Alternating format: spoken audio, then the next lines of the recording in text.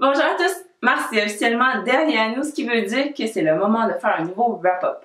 Au cours du mois, j'ai réussi à lire 14 livres, donc sans plus tarder, je vais essayer de passer au travers le plus rapidement possible. Le premier livre m'avait été envoyé par les éditions Stanké et c'est la réédition du livre de Ça sent la coupe de Mathieu Simard. Je l'ai vraiment beaucoup aimé, j'ai été surprise, n'étant pas une très grande fan de hockey, mais j'ai vraiment bien aimé l'histoire et il y avait des beaux parallèles avec le hockey et la vie quotidienne. Je lui ai donné 3,5 et j'ai hâte de voir le film qui semble amener l'histoire un peu plus loin. Le prochain livre pour moi, c'était une relecture et je me suis gâtée en relisant En as-tu vraiment besoin par Pierre-Yves McSween. Je vous en dis pas plus parce que je prépare une critique consacrée à ce livre-là au cours du mois. Inspirée par le fait qu'on n'a pas assez de livres au secondaire ou même pour les très jeunes concernant l'argent, j'ai décidé de fouiller un peu et j'ai trouvé deux versions, une en français et une en anglais.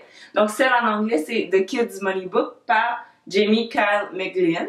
Et la version française publiée aux éditions Québec-Amérique par Kira Vermont, c'est L'argent ne pousse pas dans les arbres. Ce que j'ai vraiment aimé de ces deux livres-là, que j'ai donné respectivement 3 étoiles et 3,75, c'est qu'il y avait vraiment de très belles valeurs qui étaient enseignées, mais également des bases de l'économie comme l'inflation, les cartes de crédit, l'hypothèque, etc. Donc c'est vraiment une belle base pour des jeunes enfants qui sont curieux de savoir comment l'argent fonctionne.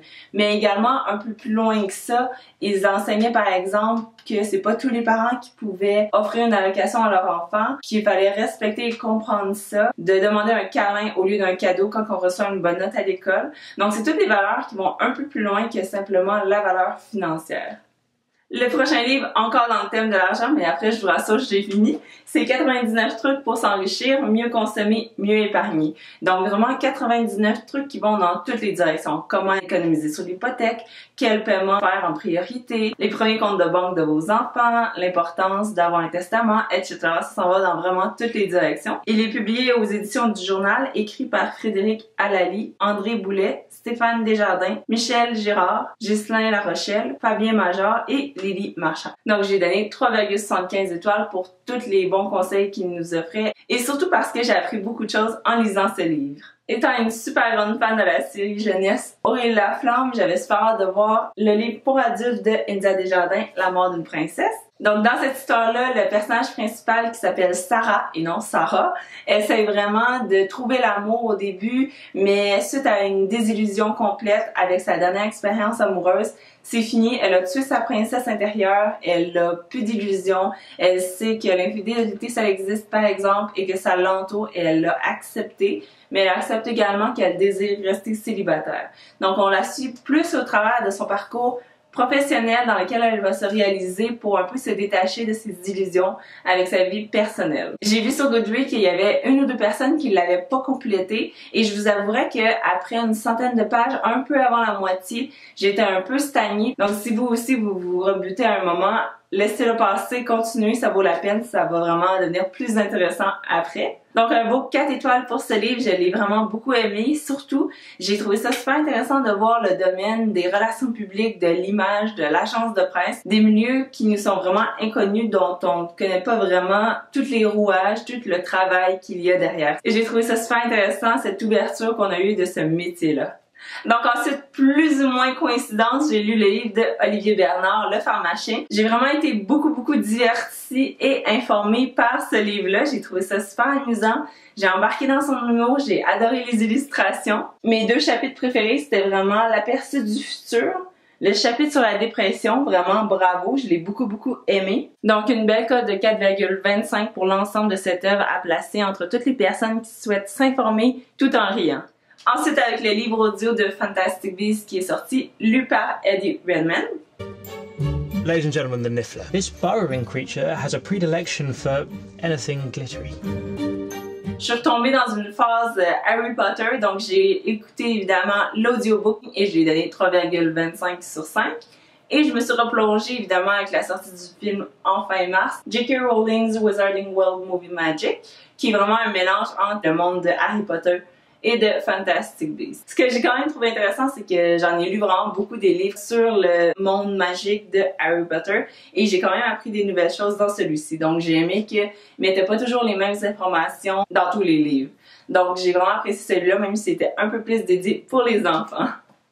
Donc dans toute cette frénésie Harry Potter là, je me suis replongée dans le box set que j'avais reçu pour Noël en anglais, Harry Potter and the Philosopher's Stone, que j'ai donné évidemment 5 étoiles. Ensuite, le prochain livre que j'ai lu, c'est une lecture assez inusitée. J'ai lu le livre de Betty Bradley, qui est la rédactrice en chef du magazine Today's Bride. Et le livre, c'est 400 choses à savoir pour préparer votre grand jour. Et j'ai trouvé ça vraiment intéressant parce qu'il y avait vraiment beaucoup d'informations sur tous les aspects du mariage, un sujet qui m'intéresse beaucoup. Ce dont j'étais surprise et que j'ai beaucoup apprécié, c'est qu'elle ne nous forçait pas nécessairement dans son discours à dépenser le plus possible pour la grande journée. Au contraire, elle nous proposait des solutions assez économiques et elle nous renseignait surtout sur l'étiquette, qu'est-ce qui était mieux de faire, avec beaucoup de suggestions. Donc 3,25 pour ces bons conseils. Ensuite, j'ai lu le livre numérique de Kayla Itsine, 28 Day Bikini Body Guide. Donc c'est vraiment des recettes et des exercices, mais beaucoup d'informations sur comment se mettre en santé. Je lui donnerais 3 étoiles pour le moment parce que je l'ai pas encore essayé. J'ai fini de le lire, mais je trouvais qu'il y avait beaucoup de recettes puis pas assez d'exercices qui accompagnaient ça. Il y en avait quelques-uns, mais j'aurais voulu en avoir beaucoup plus. Donc c'est pourquoi je lui ai donné 3 étoiles. Le prochain livre risque d'intéresser beaucoup les personnes qui travaillent de la maison, que ce soit les entrepreneurs ou les travailleurs autonomes, et c'est 35 règles pour mieux travailler de chez soi par Christy Van Bremmersch et Marie Bousquet. J'ai vraiment beaucoup aimé les conseils, elle nous faisait réaliser aussi beaucoup de choses. Par exemple, la distance qui séparait notre bureau du frigidaire, comment séparer notre vie personnelle du travail. J'ai trouvé les dessins un peu enfantins, mais le propos du livre a dit ce qu'il avait à dire, et pour ce très bon conseil, je lui donne 3,25 sur 5. Le dernier livre, je l'ai gardé pour la fin, pas pour rien, c'est que c'est mon seul livre que je lui ai donné 5 étoiles, et c'est A Crown of Thorns and Roses. Je l'ai vraiment beaucoup aimé, par Sarah J. Maas, une auteure très aimée que j'avais peur de détester. Pour ceux qui l'auraient pas encore lu, c'est une réécriture de La Belle et la Bête, mais avec des fées, avec un monde complètement à part, avec des règles, avec une méchante reine. Donc c'était vraiment super intéressant. Je vous en dis pas plus parce que moi j'en savais pas plus et j'ai vraiment été très surprise et c'est une histoire qui est vraiment addictive. Donc j'ai super hâte de lire le 2 puis le 3 malgré que les pages sont encore plus nombreuses que celui-ci. Donc voilà, c'était tous les livres que j'ai lus au cours du mois de mars. Une chance que je m'en vais au gym parce que ça commence à être pas mal lourd. Dans le fond, c'est pour ça que je m'en vais au gym, c'est pour pouvoir soulever mes livres sans me faire mal. Sur ce, je vais finir cette vidéo-ci avec mes statistiques. Donc, ça ramène mon total de livres lus dans l'année à 35 déjà. Donc, ce qui signifie qu'il m'en resterait 45 à lire pour atteindre mon objectif. Et contrairement à ce que certains pourraient penser, j'ai à mon actif en ce moment 60% de mes lectures qui sont en français contre 40% en anglais. Sur ce, je vous laisse en vous demandant de me laisser dans les commentaires le titre du livre que vous avez vraiment le plus aimé, qui vous a le plus marqué au cours du mois de mars. Je vous retrouve dans une prochaine vidéo qui va annoncer les livres que j'aimerais lire au mois d'avril. À la prochaine et bonne lecture!